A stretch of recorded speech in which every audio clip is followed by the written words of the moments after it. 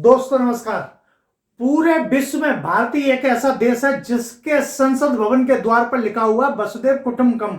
वसुदेव कुटुंबकम का अर्थ होता है धरा ही परिवार है, पृथ्वी ही परिवार है।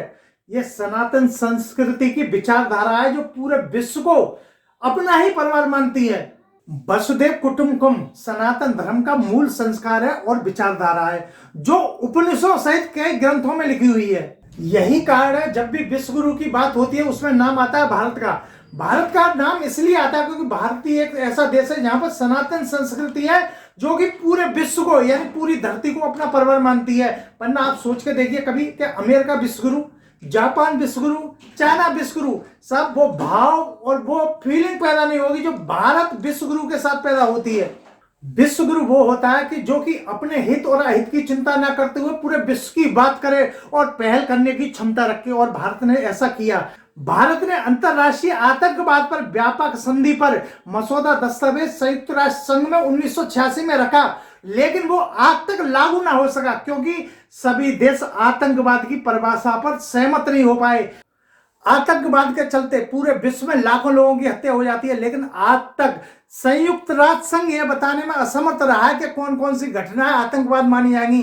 क्या पूरे विश्व के अलग अलग देशों के लिए आतंकवाद की घटना या आतंकवाद की जो परिभाषा होगी वो अलग अलग होगी। अगर भारत में बम फटेगा तो वो केवल दीपावली समझी जाएगी, और विश्व के किसी अन्य देश में अगर बम फटेगा तो वो आतंकवाद। अगर भारत की कोई सीमा पर कब्जा करेगा तो वो केवल राजनीतिक मानी जाएगी, और भारत के अलावा अन्य देशों पर, पश्चिमी देशों पर कोई कब्जा करेगा तो वो आतंकवादी घटना मानी जाएगी। जब तक ये दोहरा मापदंड चलेगा तब तक विश्व में शांति नहीं आ सकती। केवल भारत के कहने से वसुदेव कुटुंबकम काम नहीं चलेगा। पूरे विश्व के देशों को, सभी को, पूरी धरती को एक ही परिवार माना जाएगा, और आतंकवाद के खिलाफ सब लोग मिलकर लड़ेंगे, तब जमीन से आतंकवाद खत्म होगा। भारत ने आतंकवाद की साझा परिभाषा पर संयुक्त राष्ट्र के रवैयों को लेकर चिंता जताई और कहा संयुक्त राष्ट्र संघ ने आतंकवाद के खात्मे के लिए कोई ठोस नीति नहीं बनाई। संयुक्त राष्ट्र संघ के सदस्य देश आतंकवाद के खिलाफ एवं व्यापक संधि को टालते आ रहे हैं। आतंकवाद के खिलाफ संयुक्त राष्ट्र संघ में एक मत ना होने का कारण, सबसे बड़ा कारण यह है कि संयुक्त राष्ट्र संघ के सदस्य देशों में बहुत से देश ऐसे हैं ये नहीं चाहते कि कभी भी आतंकवाद के खिलाफ या आतंकवादियों की एक संयुक्त परिभाषा बने। उसका कारण यह है कि चीन नहीं चाहेगा कभी भी कि दूसरे देश की जमीन हड़प लेना आतंकवाद में आए शामिल हो। वहीं पाकिस्तान कभी नहीं चाहेगा कि दूसरे देश में जाकर बम फोड़ना आतंकवादी घटना में शामिल हो, और दूसरे मुल्कों में जाकर आतंकवाद फैलाना, लोगों की हत्या करना आतंकवादी घटना में शामिल हो। इसी प्रकार संयुक्त राष्ट्र संघ के जो सदस्य देश हैं उसमें बहुत से देश ऐसे हैं जो ये नहीं चाहते कि कभी भी आतंकवाद पर एक परिभाषा बने।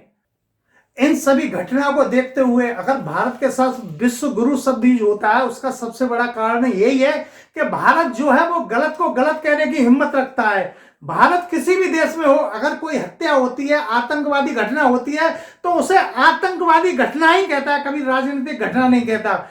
अगर हमारे धर्म ग्रंथों में देखा जाए तो गलत को गलत कहने की जो हिम्मत थी वो सनातन संस्कृति में थी। सभी जानते हैं भगवान राम जब वनवास गए थे तो उन्होंने सुग्रीव का साथ दिया, बाली का साथ नहीं दिया, क्योंकि बाली जो था वो सुग्रीव से ज्यादा बलवान था। लेकिन भगवान राम ने फिर भी सुग्रीव का साथ दिया क्योंकि सनातन संस्कृति में सत्य के साथ खड़े रहने की हिम्मत है। जय हिंद, भारत मां की जय।